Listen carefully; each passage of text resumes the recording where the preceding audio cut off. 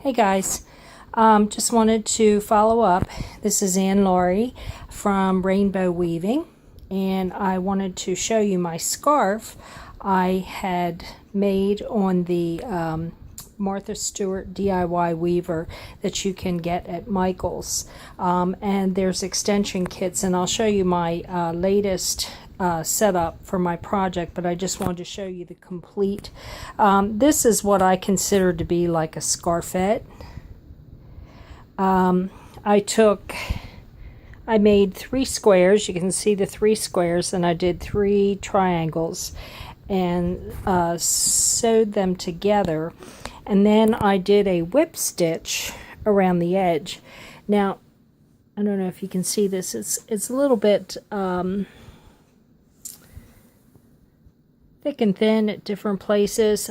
This was the first one that I've ever done, but it turns out to be real nice anyway. And weaving is just like that anyway. But this is the final result.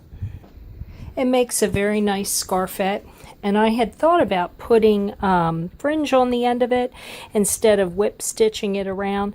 I don't know if you can see the difference. I whip stitched the entire scarf, but I did double on the sides and not the top, just so that it would give it a little bit more weight and hang a little bit better. But this would be like a neck scarf for someone, you know, maybe to put inside a coat or something like that.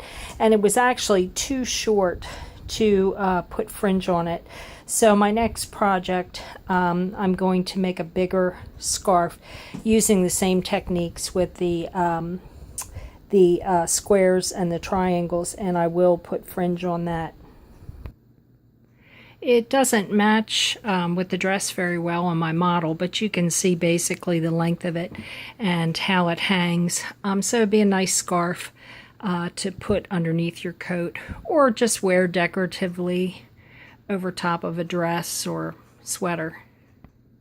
You could wear it like this also. So I just tied it behind the neck, and you can see it hanging down. So it turned out really nice. I think a better one would, a bigger one would work well with the fringe on the end. But anyway, it was a neat project to start off with.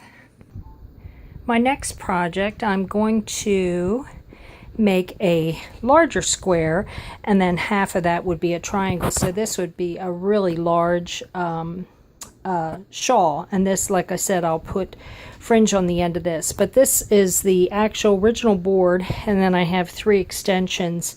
They give you pegs. I don't know if you can see these pegs to put into the slots to hold them together.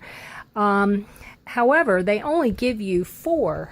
So what I did, there were some where I didn't have any pegs to put in. So actually what I did is I took some of these little clips.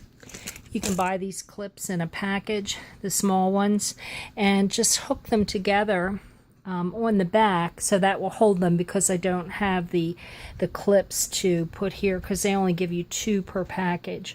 It would be nice if Martha Stewart would sell them extra. You get plenty of pegs, but the clips that hold the boards together, I wanted to make sure I had them held together in the center. And you could actually put more on the sides if you want to anyway. It's a little wobbly, but